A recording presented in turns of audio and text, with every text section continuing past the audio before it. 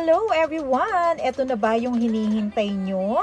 Ayan, so finally, ito na, gagawin na ni Madam. Bago ko ipakita ang tutorial sa inyo, pag-uusapan muna natin yung mga materials na kailangan natin para dito sa sunflower coin purse at ganun din sa sunflower mini bag. So mini bag lang talaga siya, di mini, maliit siya, Ayan. First, yung yarn na kailangan natin sa project na ito is dapat ganito lang po ang size. So, either 1mm or 1.5mm nylon cord. So, ano ba yung iba pang yarn na kasukat nito or maaari sa project na to? Mercerized cotton po, 5-ply. So, yung quality niya at quality nito ay talaga namang the best para sa project na ito. Sa dalawang roll na ito, 100 grams na choco brown or dark brown, 100 grams na golden yellow, makakagawa na tayo or makakabuo na tayo ng tatlong coin purse. Ayan, so tatlong ganito yung magagawa natin. Kung mag-order po kayo ng material sa amin, kung gusto nyo na sulit yung shipping fee, so pag nag-order kayo ng dalawang nylon cord, o-order po kayo ng tatlong 8.5 cm na round frame. Tigta tatlo po nung ibang materials. Like this one, tatlo nito, tatlo netong ating leather base, tatlong set. Ayan, ito kasi para sa front, back panel at ito naman yung sa bottom part.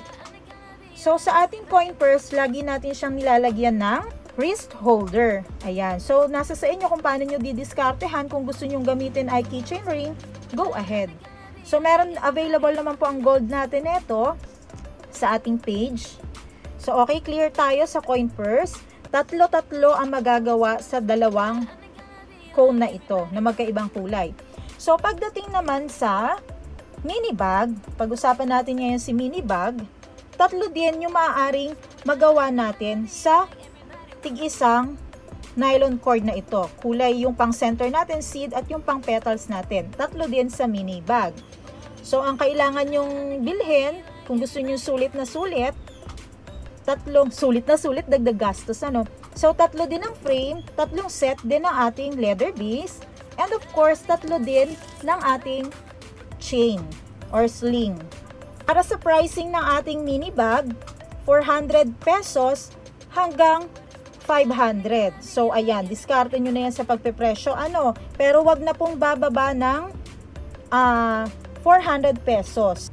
And then, para naman dito sa coin purse natin, starting price natin is 250 hanggang 350. So, yung pricing ko is idea lamang. At para naman sa ating hook size, syempre, gagamit pa rin tayo ng 2.20 mm. Ngayon, kung wala kayo nitong size na to, subukan nyo po ang 2.5 mm na kailangan lamang po na mas mahigpit ang tension ninyo kapag gagamit kayo ng mas malaking size or 2.5 mm. Ilalagay ko po sa description ng video na ito or sa comment section yung link kung saan po kayo pwedeng maka-order or makabili ng ating mga materials.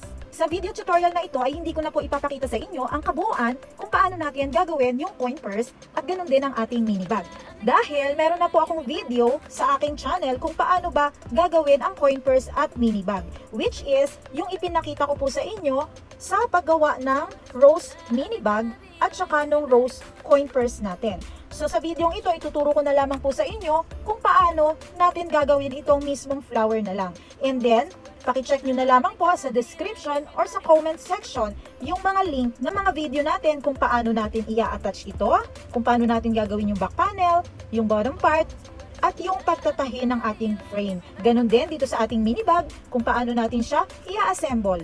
Unang i-explain ko kung paano gawin ay yung ating coin purse. So, kailangan nyo pong gumawa ng ganitong round base, which is, may video na po ako neto. Paki-check na lamang po yung link sa ating comment section para makagawa kayo nito. At kapag nakagawa na po kayo dito, ay bumalik na po kayo dito sa ating video tutorial. Okay na, nakagawa na po. I-check natin kung ilang rounds yung ginawa ninyong base. So, 1, 2, 3, 4, 5. Okay? 5 rounds.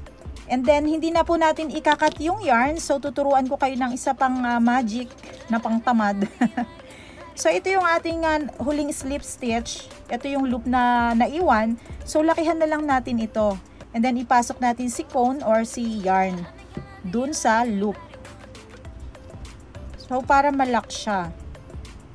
Ayan. So, hindi na tayo magka-cut at hindi na tayo mag-a-attach ng yarn sa center part ng ating, ayan, seed part. Tawagin natin itong seed part, which is, siyempre, yung seed part. Ayan. Ito po yung gagawin natin, ha? Yung seeds.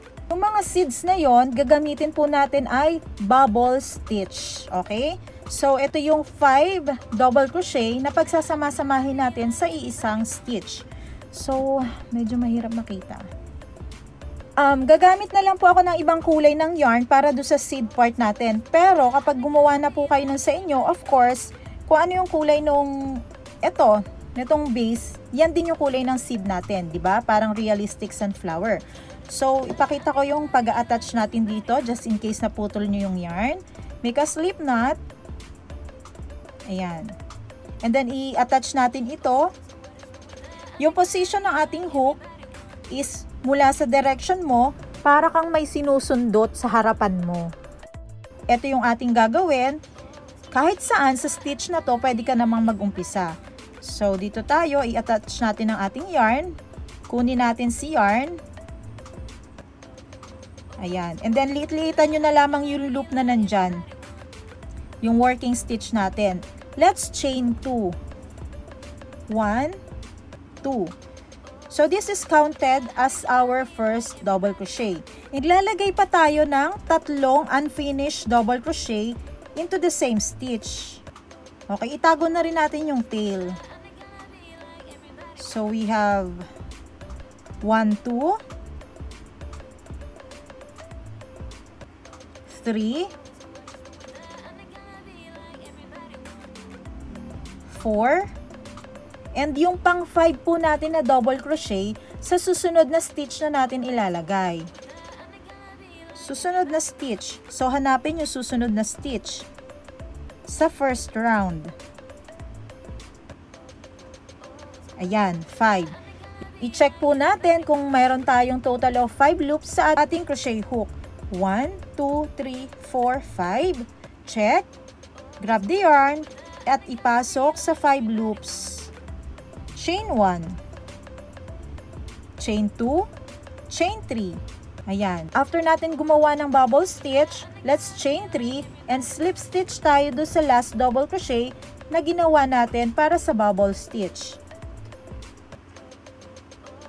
Slip stitch. After that, mag-slip stitch tayo sa susunod na stitch. Tago na natin yung tail. Slip stitch. And chain 2. 1, 2.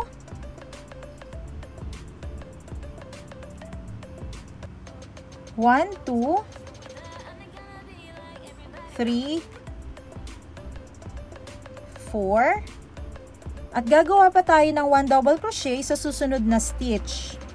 Ayan. Kailangan natin total of 5 double crochet para makagawa ng bubble stitch. So, ito yung tinatawag na 5 double crochet together. Ayan. 1, 2, 3. Slip stitch tayo dun sa stitch kung nasaan yung last double crochet. So, uulitin lang po natin ito mga kapatid hanggang sa makarating tayo dito sa last stitch. Kailangan po meron tayong total of 6 bubble stitch or seeds.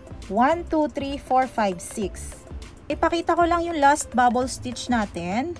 So, let me do it quick. Quick and fast. 1, 2, 3. Slip stitch natin do sa last double crochet ng ating bubble stitch. Then, after that, let's chain 2. Gagawin natin yung chain 2 para maitawid natin yung ating yarn sa second round. Slip stitch lang tayo dun sa second round. Ayan. And then, uulitin lang natin yung pattern na ginawa natin dito sa first round. Of course, chain 2. Double crochet tayo ng 3 more. 1, 2, and 3. So may total tayo ng 4 double crochet dito. Total of 4 loops sa ating hook, 1, 2, 3, 4. And then 1 double crochet into the next stitch. Ayan, pero hindi siya full na double crochet. And then let's grab the yarn and pull it through 5 loops. Chain 1, 2, and 3. Slip stitch tayo dito sa last double crochet. Slip stitch tayo sa susunod na stitch. And just repeat the pattern of chain 2, blah blah blah, hanggang sa makomplete po natin itong round na to, which is second round. So kailangan natin ng total of 12 seeds. Okay, so ganito ang magiging itsura niyan. 1, 2, 3, 4, 5, 6, 7, 8, 9, 10, 11, 12. Okay, so tapusin na po ninyo yan at ang susunod na ipapakita ko sa inyo ay ang petals. Ay teka, bago ko makalimutan, so ito yung itsura ng ating coin purse, di ba? Yung seed part. So kung gagawa po kayo ng mini bag, ang gagawin nyo lang, itutuloy nyo lamang po yung seeds hanggang sa third round. So kung paano yung pattern na ginawa natin dito sa first and second, ganun din po sa third. Para naman po sa video tutorial ng ating mini bag, makikita nyo rin po sa ating description box or sa comment section yung mga link na dapat nyong panoorin para makabuo kayo ng mini bag. Okay, sa petals na po tayo, gawa tayo ng slip knot. Okay, attach natin ito dito sa ating round base. Of course, ito yung ating first round, second round, dun tayo mag-a-attach sa third round. Okay, kahit saan dyan, goods po yan, walang problema. Pero mas gusto ko nag-uumpisa dito sa may joining stitch para at least natatapos ko na tong part na to at hindi pa nakakalito. So, kukunin lang natin yung stitch dito, pasok natin si hook, kunin natin si yarn, at ilusot natin sa stitch. Mag-chain tayo ng 9. 1, 2, 3, 4, 5, 6, 7, 8, 9. Okay? I-check nyo po muna yan bago kayo mag-proceed dahil kapag nagkulang kayo at nagsobra, ay alam nyo na ang mangyayari sa inyong petals. Hindi pantay-pantay. So, bilangin natin. 1, 2, 3. Let's make 1/2 double crochet.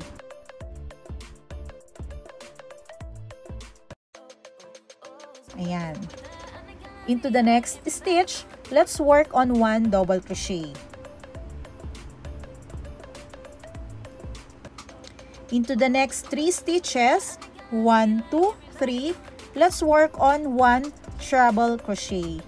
1 treble crochet. Ayan. So, pinahaba lang naman natin. Dahil sa single crochet, naging half double crochet, naging double crochet. So, ito na yung pinakamataas, yung treble crochet. So, gawa tayo ng 3 dyan. 1 in each stitch ito. 1,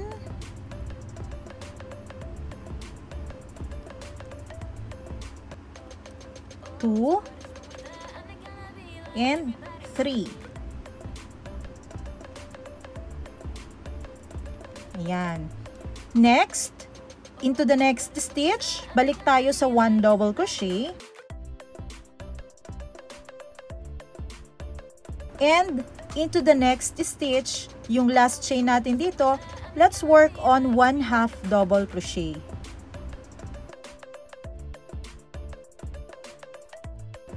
Ganito na po ang itsura ng ating petal. Half petal pa ito mga sis. Mag-slip stitch tayo doon sa susunod na stitch, okay? Hindi doon sa stitch kung nasaan tayo nag-umpisa ng ating petal. Into the next stitch. Ayan. Slip stitch. Slip stitch pa ulit tayo ng 2 beses. 1 and 2. Okay? After natin gumawa ng petal, half petal, mag-i-slip stitch tayo ng 3 beses. 1, 2, 3. Ayan. So, dito sa ating last na slip stitch, dito tayo gagawa ng panibagong petal. So, chain 9, 4, 5, 6, 7, 8, 9. Okay? Uulitin lang natin yung ginawa natin dito, which is half double crochet into the third chain. 1, 2, 3. asawa ni luma na madam. Into the next stitch, 1 double crochet, treble crochet into the next 3 stitches, 1, 2, and 3. Into the next stitch, double crochet,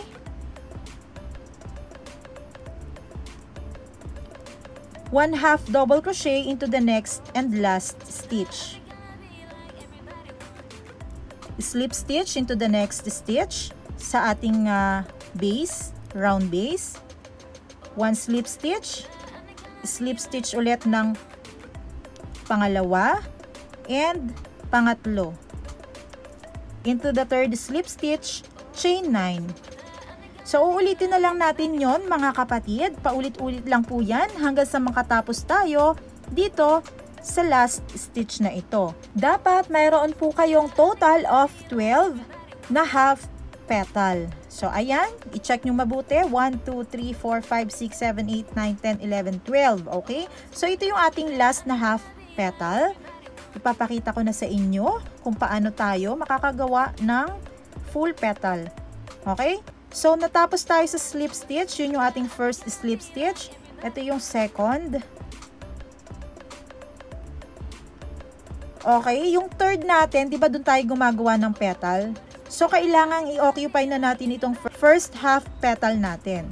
Tandaan, dito sa last half petal, 1, 2 lang tayo magi-slip stitch. Twice lang. So, pagdating dito sa part na to, wala na yung pangatlo. Nagja-jump na tayo dito sa petal. Okay, let's make 1/2 double crochet dito sa first stitch. Ito half double crochet. Okay, then after that, 1 double crochet,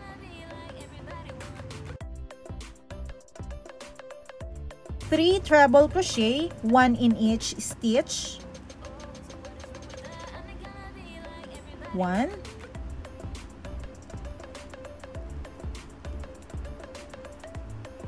2,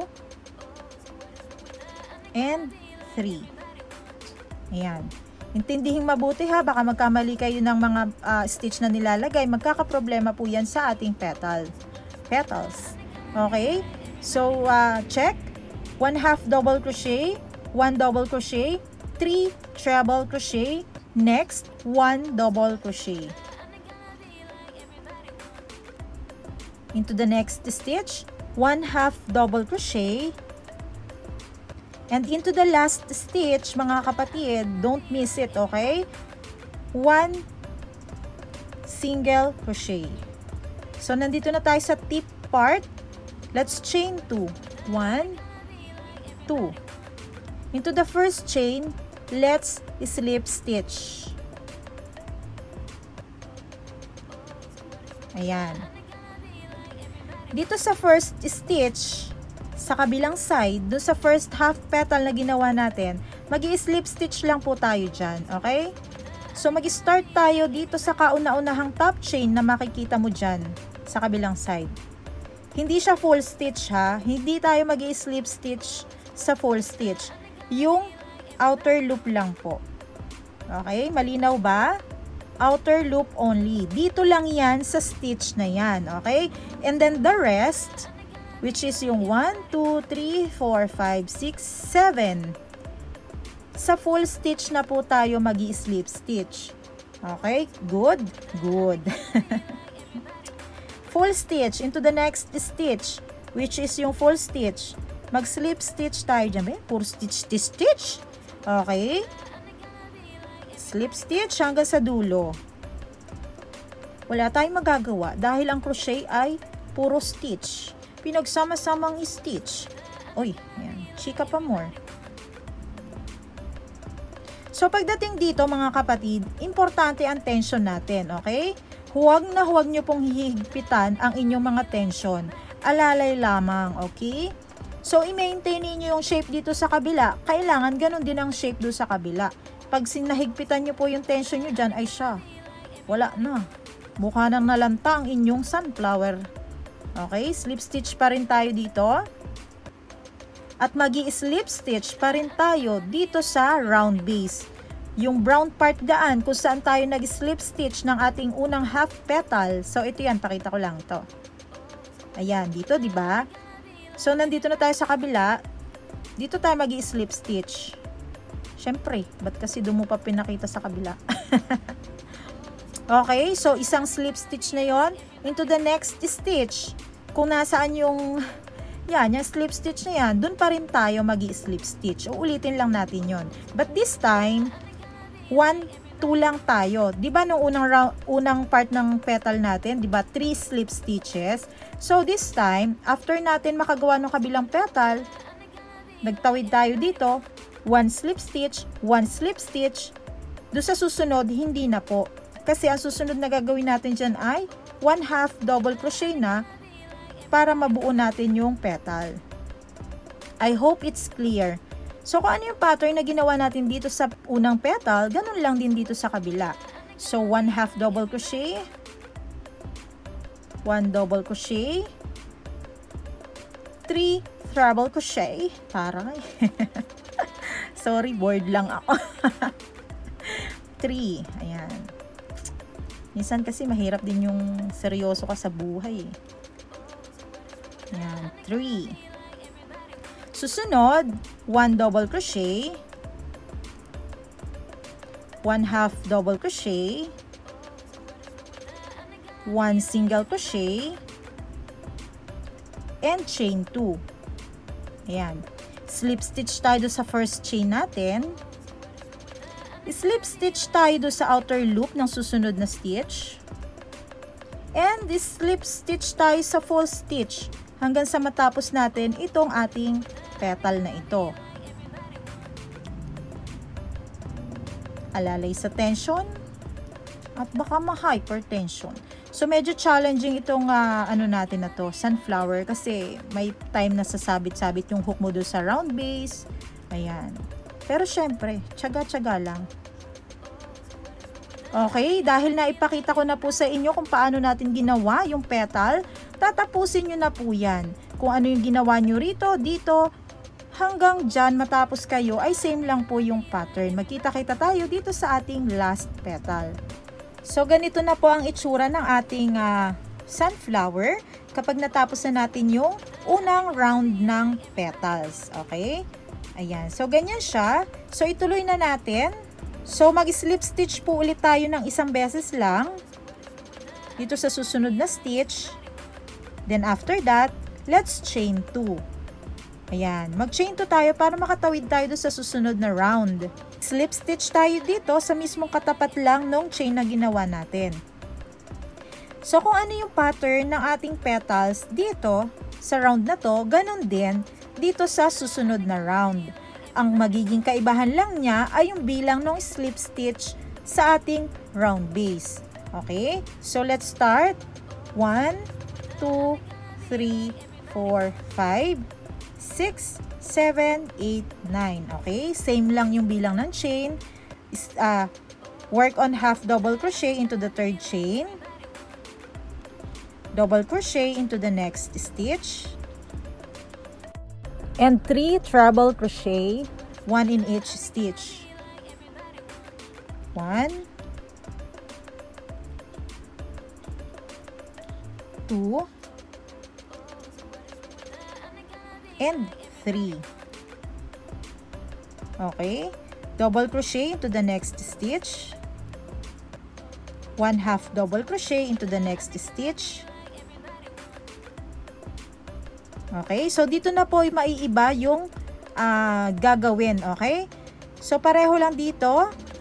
So ito na yung susunod, slip stitch tayo sa susunod na stitch. Yung kaibahan lang ay yung bilang, pero pareho lang din ng proseso. Okay? Into the next stitch, slip stitch.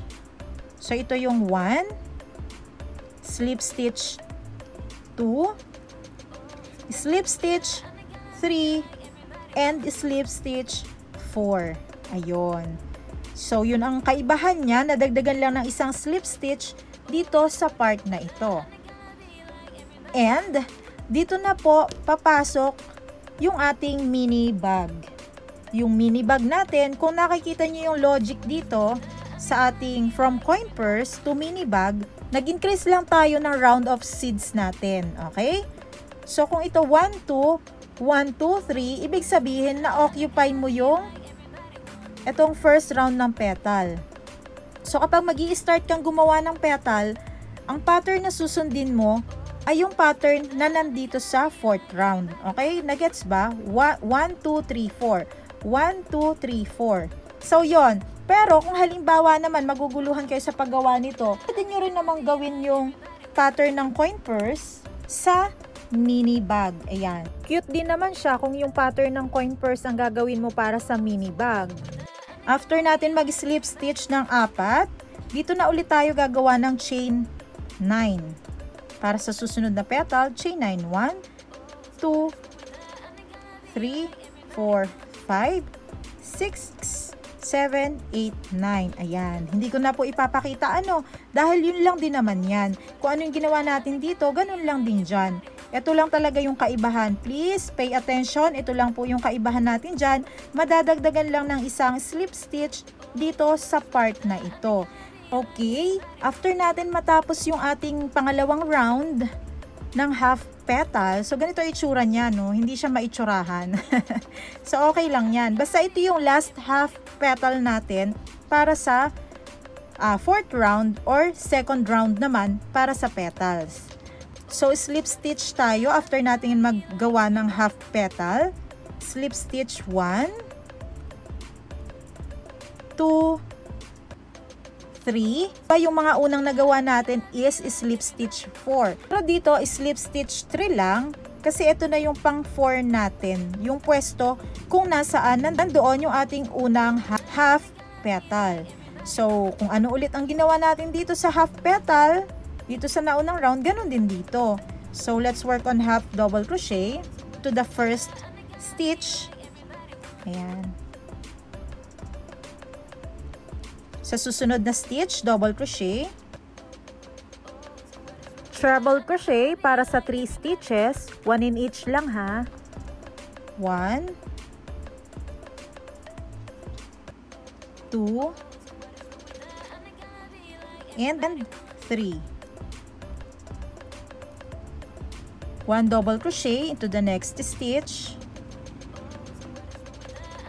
1 half double crochet into the next stitch, and for the last stitch, single crochet, chain 2, slip stitch sa first chain, slip stitch tayo dito sa outer loop ng susunod na stitch, and slip stitch sa full stitch ng kabilang petal nung first half petal natin. So ayan. Kung nabibilisan po kayo sa aking tutorial, may setting po tayo dito sa ating YouTube na kung saan pwede nyo pong bagalan itong ating video. Pwede nyo ring palitan yung quality ng video kung may igaganda pa. Ayan. So, natapos ang ating first petal sa round na ito. Ganun lang din po yung gagawin natin dito sa susunod. Sa unang bahagi, 4 times tayo nag-slip stitch. So, this time, 3 times naman. So, ito yung unang slip stitch natin. 1, 2, and 3. Kumbaga, yung naunang slip stitch natin, papatungan lang ulit natin ng another slip stitch. Babawasan lang natin ng isa. So, we have 3 slip stitch. And then, proceed na po tayo sa petal natin, which is same lang din naman ang pattern sa mga naunang petals. Hindi ko na ipapakita sa inyo ang kabuuan ng video dahil yun lang din naman yun. Kapag natapos na natin yung ating first round, second round ng petals, this is how it looks like. Pero syempre, kita nyo siya, diba? Ganyan siya, balubaluktot siya, pa-curve siya ng papasok. So, igaganyan mo lang po siya. Palagi ko sinasabi sa mga tutorial ko, stretch is always the key para mas gumanda yung inyong ginagawa. Ayan, i-stretch lang natin yan siya. Okay? So, kapag natapos na natin siya, ganito siya. Pwede itong design na to ng flowers sa coin purse at saka sa mini bag. So, this is the mini bag. Ito naman yung ating coin purse. One more thing pala, kapag halimbawa, natapos na itong ginagawa nyo, no? Hindi ko na tinapos.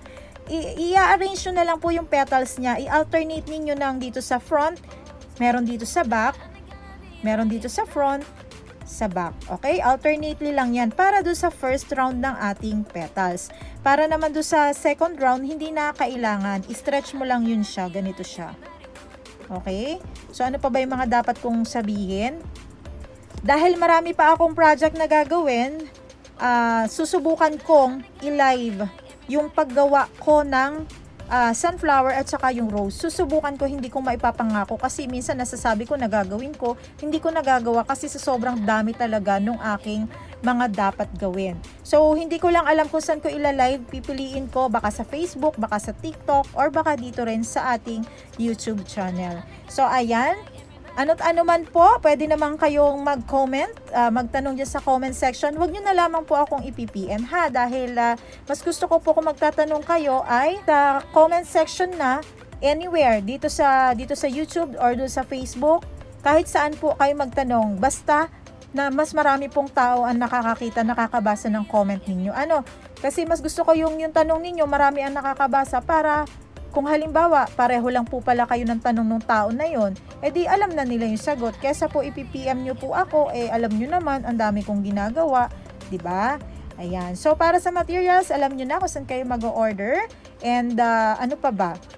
Yun lang naman po siguro, ayan, pasensya na kayo kung ako ay nagmamadali at talagang as in, sobrang tambak po ang aking gawain. Ayan, maraming salamat sa inyong panonood at mag-subscribe din kapag hindi pa nakasubscribe. Salamat po sa inyong suporta. Bye!